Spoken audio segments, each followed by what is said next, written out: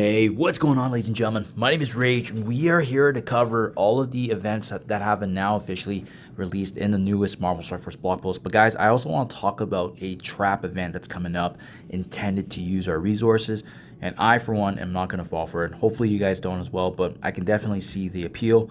So let's talk about it. First and foremost, make sure you guys remember we still have a few days remaining here for the popular fan vote that we have ongoing right now relating to the next member of Phoenix Force. Why I have Magneto on screen here is because I personally want him to be the winner.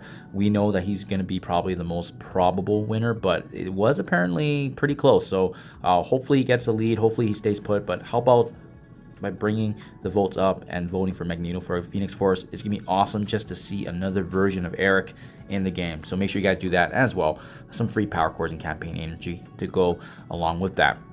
We saw on the blog post and confirmed in the data mines as well that Rachel Summers is in fact going to be in the next believe battle pass for rewards and shard opportunities, so be on the lookout for that. Obviously we can also purchase her shards now as well in the antimatter store, so they've been doing a phenomenal job with the farmability of these newer characters. Awesome to see, and definitely looking forward to getting more of her. Now that we have her unlocked, we just need to build her up, especially for the new raids that's required.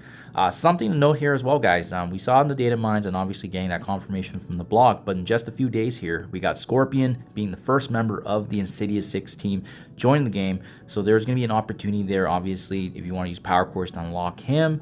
And on top of that, he's obviously going to be joining in terms of just being able to pay to unlock him. But remember, him and as well as the other two members in both Hobgoblin and Superior Spider-Man, they're going to be formulating that next tech raid team where we can actually situate some other tech characters as well. So just a Theorycraft opportunity, but as well, just being able to bring life back to the Superior Sinister 6 synergies. I'm pretty pumped for what they're going to be bringing to the table. Definitely an exciting time for sure.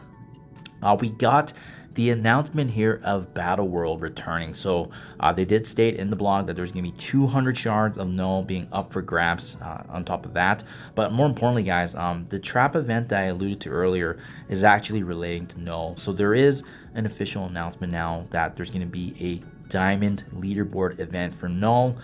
It is going to require a few aspects, but one of them is actually going to be the spending of power cores, guys. And why I think this is going to be a potential trap, because they've been doing this for the last few weeks, which has been, you know, back-to-back campaign energy spending events. To be honest, aside from if you have already unlocked Professor Xavier like myself, you've already been in a healthy pool of Gear Tier 20 pieces. You can buy those in the antimatter store. So to be honest, right now, in this state, right now where I'm in, there's not a lot for me to gain after unlocking Professor Xavier, especially with how I'm accumulating 500 power cores every single day from Arena.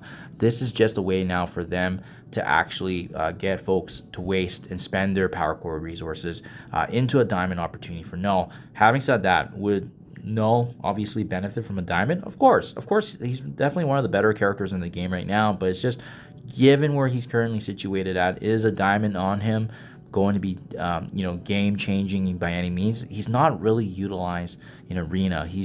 He can be useful for 100% for some aspects of Dark Dimension. I think he definitely has value in the Epic campaign for Age of X, 100%, the unlock of Xavier. But that diamond, or you having him at 5 red or 6 red, really doesn't mean much in the grand scheme.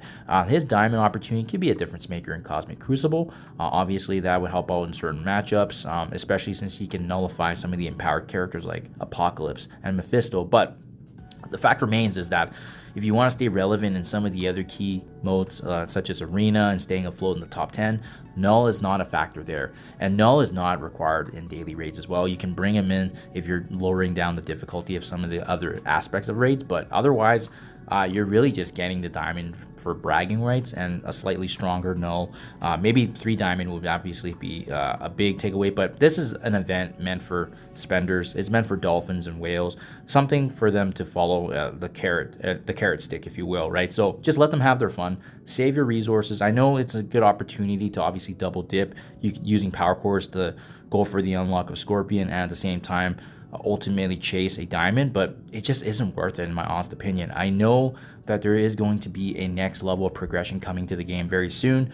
Whether or not that's going to be, ISO 8 purple 4 and 5, whether that means maybe there's going to be a diamond upgrade potentially, maybe we go beyond diamond 3 for what we have right now for characters. Who knows? Either way, it's coming, and right now in the best time sometimes for us having unlocked all the content, including Professor Xavier, it's just to save resources and manage those resources effectively and unleash them when the time's right, and that time is just simply not now. So that's just my 2 cents, guys. I think it's a big trap event, especially with all these campaign energy usage events. I've still been hoarding, and as you can see, my gold balance continues to also grow as well, and I'm just going to keep up with the game plan. I'm just going to play the game my way because that's also what's allowed me to be successful in this game. So that's just my 2 cents, guys. Do let me know what you think, any comments, concerns, or anything that you're a fan or not a fan of. I'm always eager to hear back. Thank you for your time as always, and I'll catch you guys in the next one.